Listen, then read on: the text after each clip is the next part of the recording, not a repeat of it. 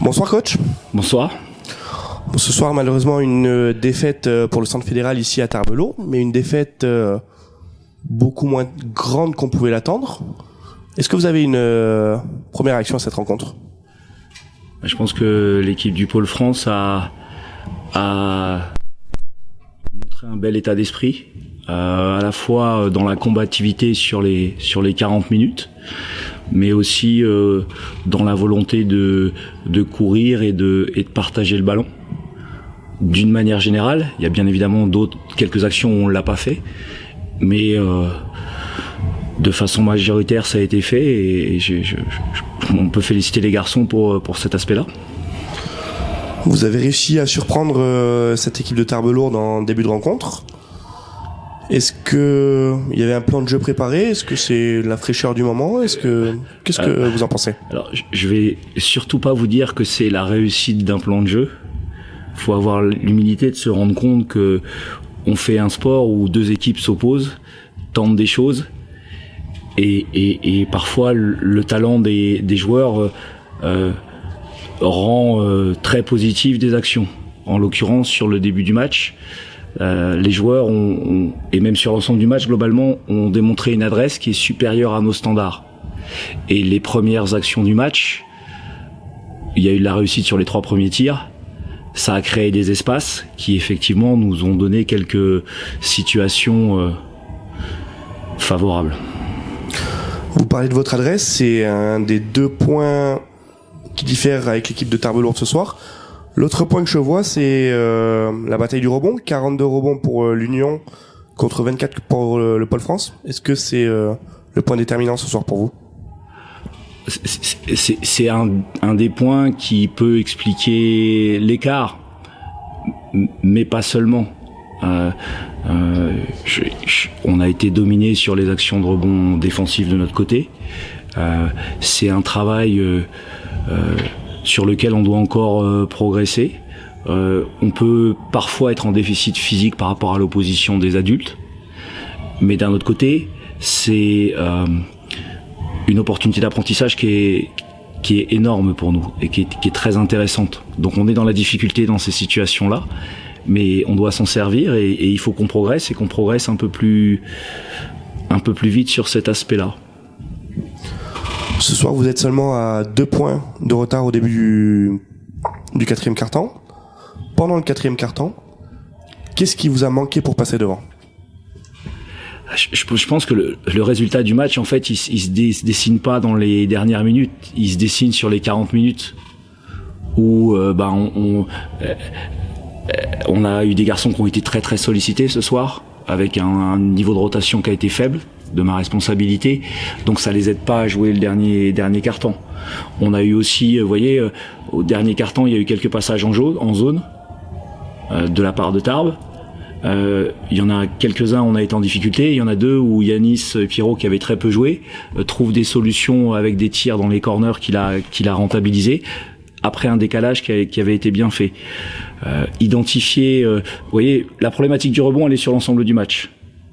Je pense que je me focaliserai peut-être un peu plus sur ça que sur un moment du dernier quart-temps où je pense qu'on a des garçons qui sont physiquement très très éprouvés. Et donc les choses sont forcément difficiles. Dans un deuxième temps, il ne faut pas oublier que Tarbes a fait son travail pendant 40 minutes pour nous user, pour résister, pour bouger le ballon en attaque. Donc nos garçons ont fait beaucoup d'efforts défensifs. Je souligne vraiment leur investissement positif. Mais d'un autre côté, on a eu beaucoup de possessions qui ont été longues. Et ce travail de SAP paye aussi à la fin pour Tarbes. Et ils ont mérité leur victoire au regard de ce travail-là. Pour parler plus généralement du Pôle France en lui-même, vous le disiez, c'est une équipe en tout respect d'adolescents. Comment on gère une équipe justement de jeunes face à des adultes toute la saison ?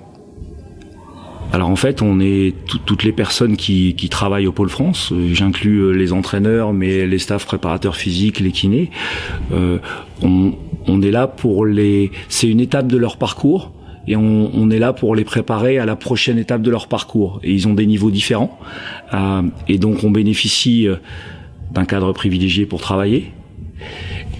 Et puis sur le plan du basket, on a la chance de jouer, donc là pour l'équipe qu'on appelle de NM1 chez nous, on a la chance de jouer de la NM1 toutes les semaines, voire 2 fois par semaine, avec des difficultés physiques pour nous, des schémas tactiques différents. Donc c'est une très belle opportunité d'apprentissage. Et en parallèle de ça, on joue 2 ou 3 fois dans l'année des compétitions contre des joueurs de nos âges. Et donc c'est en naviguant entre ces 2 types de terrain qu'on essaie d'accompagner les joueurs dans leur progression. Pour ceux qui ne le savent pas, vous avez des joueurs encore donc entre 16 et 18 ans, si je ne me trompe pas, C'est ça. qui sont toujours scolarisés. Comment on gère ce double programme? Est-ce que vous pouvez nous parler d'une semaine type, par exemple, pour vos joueurs? Alors, avant de vous parler de la semaine type, je vais vous parler d'aujourd'hui et de demain. Donc, on est ensemble en train d'échanger. Les joueurs sont à la douche. Ils vont manger, on va rentrer à l'hôtel. Ils vont se coucher pas avant minuit. Et demain matin, ils ont un train à 6h34.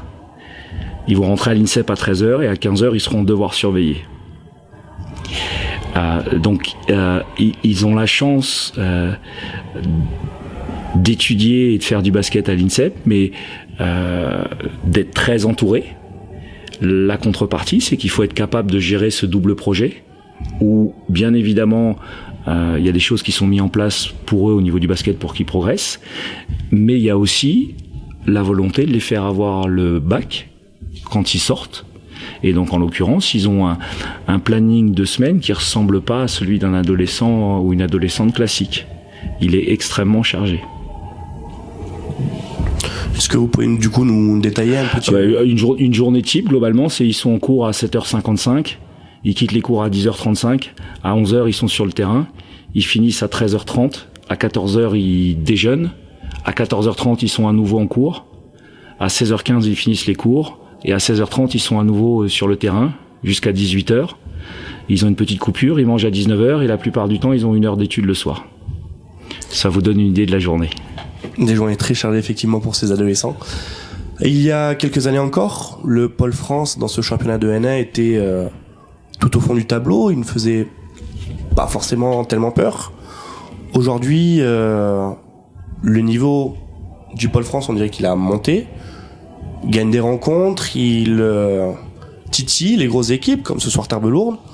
Comment expliquer cette hausse du niveau au niveau du Pôle France? Alors, je vais prendre beaucoup de précautions.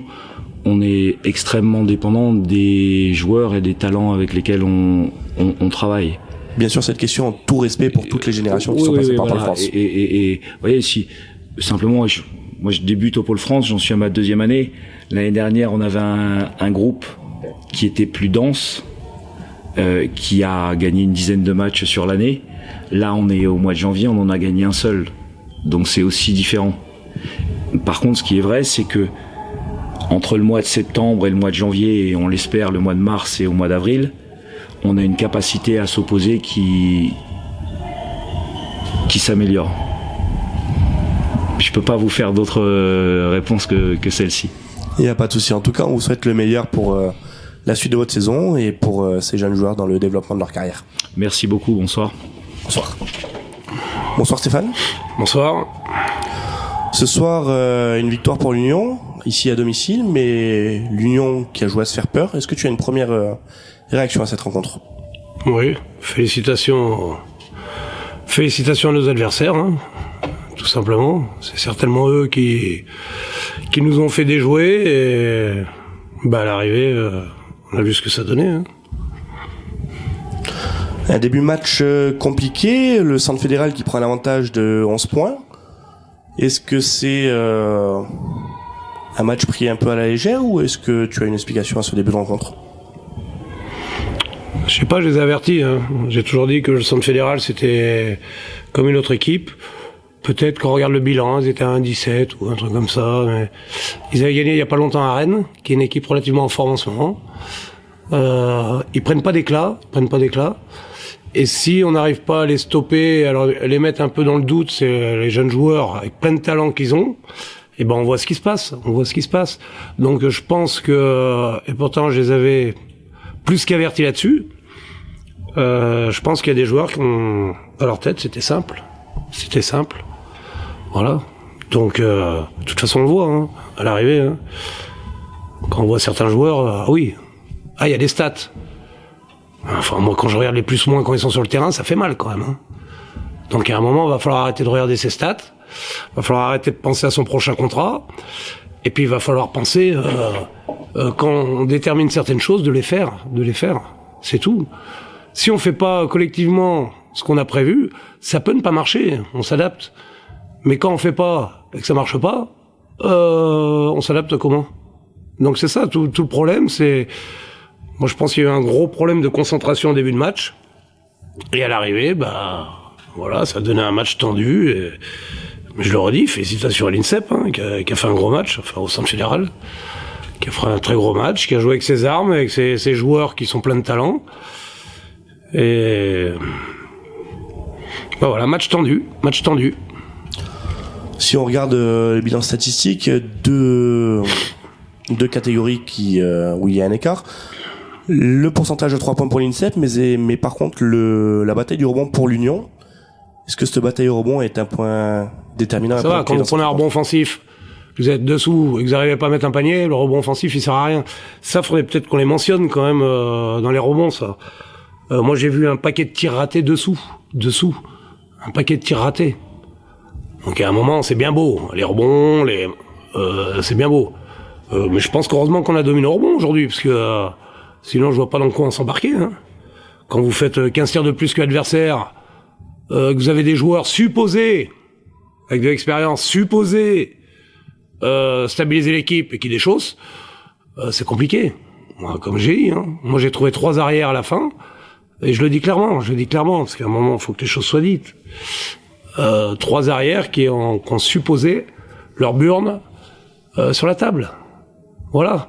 Et j'ai vu des mecs qui, à chaque fois qu'ils avaient le ballon, ils doutaient. Ils étaient hors rythme, ils se mettaient hors rythme, et donc ils mettaient toute l'équipe hors rythme, et ils n'ont pas réussi à mettre un tir décisif. Et alors on va me dire, Tom Viscargueux, 5 sur 15. Eh ben heureusement qu'il en met 2 de suite à la fin et qu'il prend ses responsabilités. Victor, pareil. Ahmed, pareil. Il met celui qui fait du bien. Après le reste. Et entre ça et la concentration de nos intérieurs sur ce qu'il y a à faire, et ben voilà, ça a donné un match comme ça. La préparation d'un match comme contre l'INSEP, c'est une équipe avec une physionomie différente de ce qu'on peut rencontrer d'habitude en N1, des joueurs très jeunes, joueurs très athlétiques, rapides. Comment on prépare ce type de rencontre? J'aime bien quand tu dis très jeune. Aujourd'hui, j'ai trouvé qu'ils avaient au moins autant d'expérience que nous. Donc voilà, c'est les gars, on dit jeunes, c'est peut-être des gamins, mais moi je les ai trouvés très bien. Ce soir, très propre, très sobre, qui jouait juste. Et voilà, j'ai pas vu une équipe de jeunes. Parce qu'à un moment, j'ai essayé de faire un 5 avec du métier. J'ai cru que le métier, il était en face. C'est un problème, donc peut-être qu'ils sont jeunes. Mais aujourd'hui, le métier, il était dans leur camp. Voilà. Donc à un moment, il y a certains joueurs, il va falloir qu'ils se réveillent. D'autres joueurs, il va falloir qu'ils se concentrent sur ce qu'il y a à faire, parce que c'est pas le premier match, c'est pas le deuxième match. Mais je le redis toujours, il y a quelque chose qui trompe très rarement, c'est les plus-moins. Chacun fera son analyse, mais c'est les plus-moins. Quand on est sur le terrain et qu'on brille, mais que l'équipe des choses, c'est pas toujours bon signe. Donc à un moment, il va falloir se remettre en équipe, ce qui n'a pas été le cas aujourd'hui. C'était le cas à Vitré. On avait corrigé l'entame du 3e quart-temps, je pense, parce qu'on avait des problèmes depuis plusieurs matchs. Et je remercie l'ami qui m'en a parlé. On en a parlé et il se reconnaîtra. D'ailleurs, bon rétablissement à lui. Mais on avait corrigé ça, mais finalement, je préfère faire un mauvais début de 3e. Et puis le reste du match, bien, cohérent. Là, il n'y a pas eu de cohérence, il n'y a pas eu de rythme, il n'y a pas eu de cohérence. Donc voilà, c'est un problème. La suite, très vite un déplacement à Lorient contre un adversaire pour la poulotte. Comment on prépare ce... Quelle poulotte? On y est en poulotte? Si on fait les matchs comme ça, on y est en poulotte? Pas encore. Merci. Donc il va falloir un petit peu redescendre et se dire que la poulotte, il faut d'abord aller la chercher et après on regardera. Voilà. On va pas inverser, parce que moi, vu la prestation de ce soir, je répète, bravo au Centre Fédéral, mais vu la prestation de ce soir, je me dis qu'il va falloir encore cravacher. Là où j'étais un peu plus serein il y a 2 ou 3 semaines. il va falloir que certains joueurs se disent que la saison, c'est pas 4 mois aussi. Voilà. Et s'il faut leur rappeler, je le ferai. Pour revenir sur un autre point ce soir, un mardi soir avec un Kéladour bien rempli. Un petit mot pour les supporters ? Oui, heureusement qu'ils sont là. C'est clair. Merci à eux. Je crois savoir que c'était Séméac et l'Académie Savasta. Et l'Académie Savasta qui était là.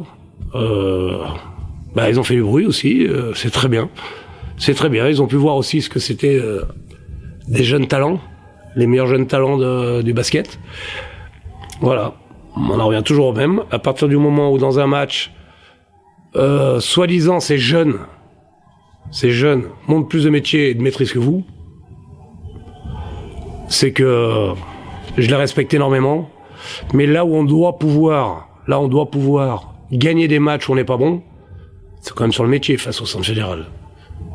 Et là, on a été d'une naïveté et d'une concentration terrible. Et c'est ça qui me pose le plus de soucis. Donc, voilà. Mais c'est la fatigue. Vendredi, on était à Vitré, c'est la fatigue. Il y aura toujours quelque chose, de toute façon. C'est la fatigue. Ah, peut-être qu'il y en a un ou deux qui avaient le nez qui coule. Ah oui. Le nez qui coule. On peut jouer ou on peut pas jouer. Si on se met dans l'équipe, c'est qu'on peut jouer. Si on peut jouer, on n'a pas d'excuse. Si on n'a pas d'excuse, on doit être à son niveau. Sinon, il n'y a pas de statut. Voilà. Donc, et aujourd'hui, je suis désolé, mais j'ai vu des joueurs qui étaient pas du tout à leur niveau, on peut déchausser sur un match, mais pas au niveau agressivité, pas au niveau concentration, pas au niveau état d'esprit. Pas se refermer sur soi-même en disant, putain, faut que le prochain y rentre. Ou que le prochain je fasse une passe d'ess. Ou le prochain, non. Il y a un garçon avec qui j'ai dit, c'était mieux que d'habitude, les derniers matchs qu'il a fait, c'était Thibaut Gautin. J'ai dit, aucune stat, Thibaut. Et j'ai dit devant tous les joueurs, aucune stat. Mais quand il est rentré, il a amené ça. Voilà. Et c'est ça que j'attends. Mais pas de Thibaut, de tout le monde. Merci pour ta réaction et on vous souhaite le meilleur pour le déplacement à Lorient. C'est gentil, merci.